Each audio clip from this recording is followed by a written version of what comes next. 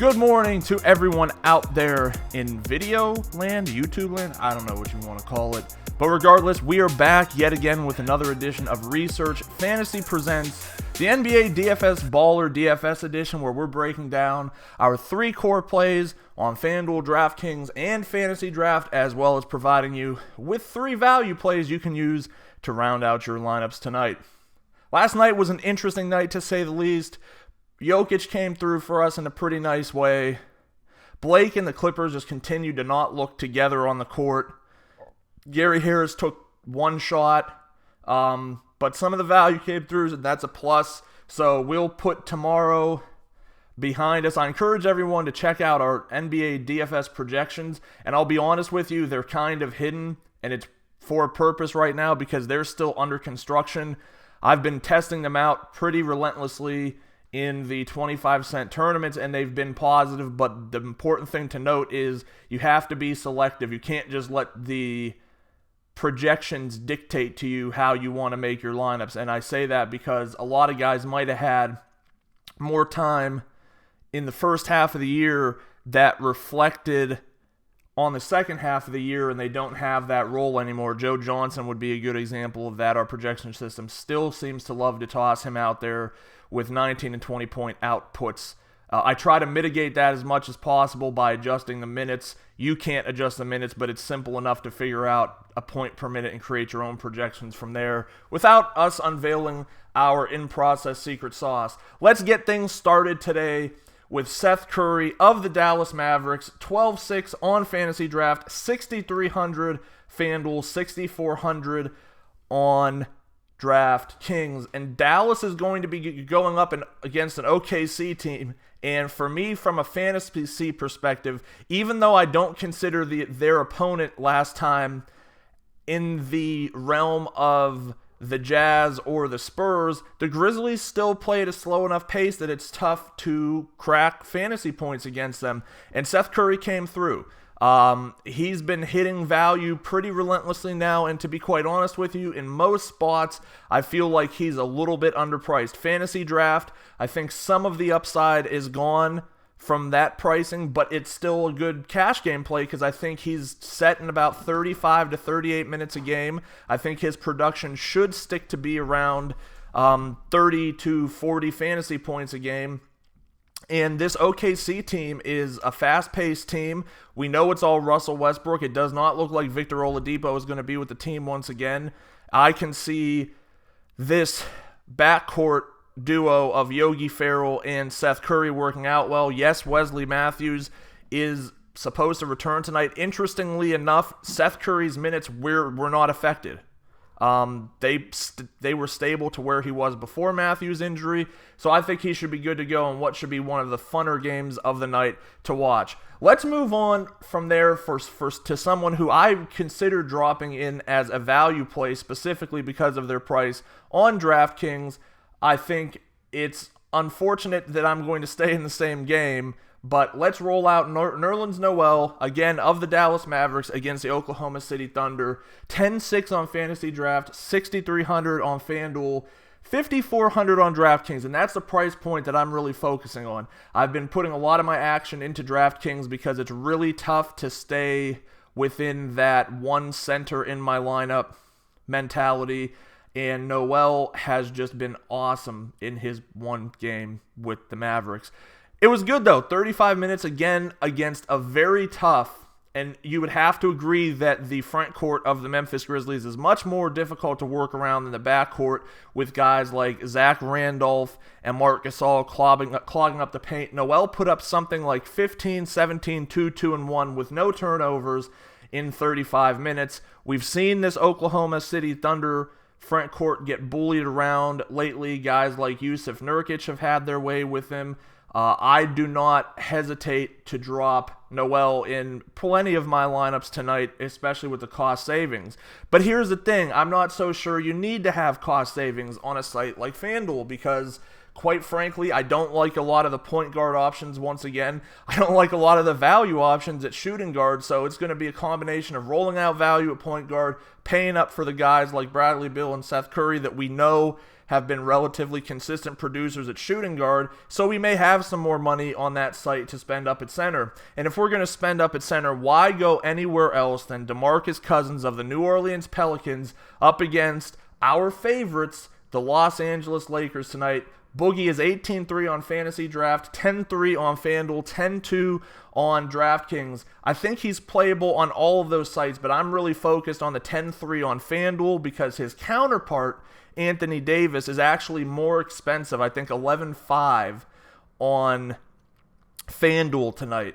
They're evenly priced. Boogie's maybe $100 to $200 more on FantasyDraft and DraftKings, so it makes the decision a little bit more difficult in terms of which one you want to build around. But anytime I get Boogie under $55 or $11,000, I'm going to bite. And this is a great price and a great matchup. The Lakers have struggled with everything, so it's not just the center position. So Anthony Davis could go out and have a good game, and for that matter, so could Jrue Holiday, and I don't mind that strategy in tournaments. The biggest concern here is that the Lakers just got destroyed by the Boston Celtics to the point where the starters didn't play like 3/4 of the third quarter and half of the fourth quarter. I think that they're a young enough team that the starters will see time for the Lakers, even in a blowout situation, but the problem is we're talking about Pelicans here. I think that this game should be safe enough to use these guys at their prices, but I am just kind of putting out the buyer beware tag on them. So that wraps up our 3 core plays today. It's going to be a tricky slate. Part of me was just like, you know what? Try to figure out golf, try to figure out NASCAR today, take the day off, and come back, with a slate that you feel more comfortable with, but I'm not going to do that because the more and more I look at this slate, I start to like some of the value. And let's start things off with our favorite value play today. And surprisingly, that's Tyler Ullis of the Phoenix Suns, 7,700 on FantasyDraft, 4,400 FanDuel, 3,900 DraftKings. The biggest issue with this one here is that this is against the Boston Celtics. Well, if you just listened 2 minutes ago, I just got through telling you how the Celtics demolished the Lakers the other night to the point where I don't think there was a single member of the Celtics that hit value. Isaiah Thomas is kind of priced out at this point, and with Avery Bradley returning and the ball just being spread around more, there's too many mouths to feed in Boston for my liking. But the thing with Ullis is, even if the game does turn into a blowout, he's only getting 20 to 24 minutes off the bench right now. Much like his teammate Allen Williams, he's been a terrific point-per-minute contributor. So I don't think that it's a situation where we want to look the other way with him. I think he should see time regardless of how the game goes. And his price is especially tempting on DraftKings at 3,900 because I'm convinced before the season's over, he's going to have a 40 to 50 point game in him. He's been playing excellent. He's a defensive hound. Maybe he's not good at defense yet, but he really tries to frustrate the opposing point guard. So I think there's some merit to rolling him out there today. And we know that Isaiah Thomas and the rest of the Boston point guards really don't pose a threat in terms of guarding the basket. So if Bledsoe were to get into foul trouble and Ullis checked in early, he could find himself with a 30 to 35 point fantasy game today. Next up, let's use Terrence Ross of the Orlando Magic, 10-8 on FantasyDraft, 4,500 on FanDuel, 5,500 on DraftKings. And this is a situation kind of like Nerlens Noel was on DraftKings, where he's a great value play there. Maybe not on the other sites. I think he's still a good play on those sites, but Ross is a borderline lock and load on FanDuel at just $4,500. That's where I start writing my articles at, is with the FanDuel pricing. And for someone seeing minutes in the mid-30s who can hit shots, hit three-pointers, there's no question in my mind that it's worth dropping him in our lineups tonight. The opponent is irrelevant, but Washington can be had. They're a tough team. They're playing at home. But I think he should still see the minutes that will allow him. And again, he's a guy at that price that needs less than a point per minute. He's coming in at even about 60% point per minute. That's great. I think he can do that tonight. I'm not afraid to lock him in. Our last value play comes from the Boston-Phoenix game, and that is Jaylen Brown $8,100 on FantasyDraft, $3,900 on FanDuel, $4,100 on DraftKings. He's in a similar position to Tyler Ullis, where he's getting 20 to 25 minutes a game, and that's pretty static. He's been good in terms of point per dollar production. He's not going to set the world on fire most likely, but his price does alleviate the burden and allows you to potentially get, if you think Anthony Davis and DeMarcus Cousins as the combo tonight is the way to go.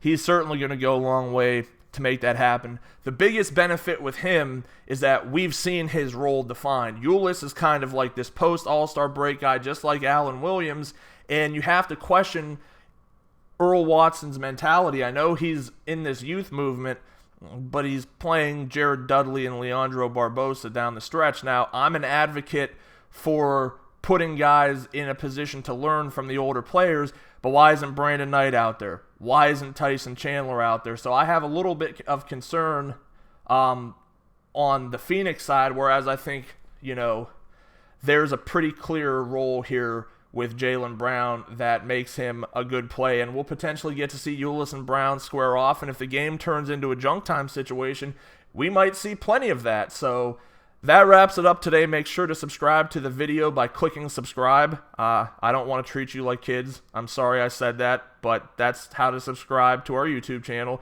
Head over to researchfantasy.com. Sign up for our NBA mailing list where we send out our picks and plays and advice for each slate, permitting.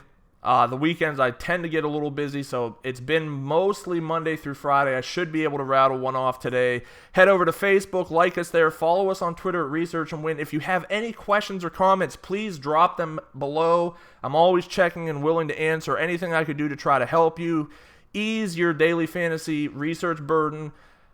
Thanks again, and we'll see you next time.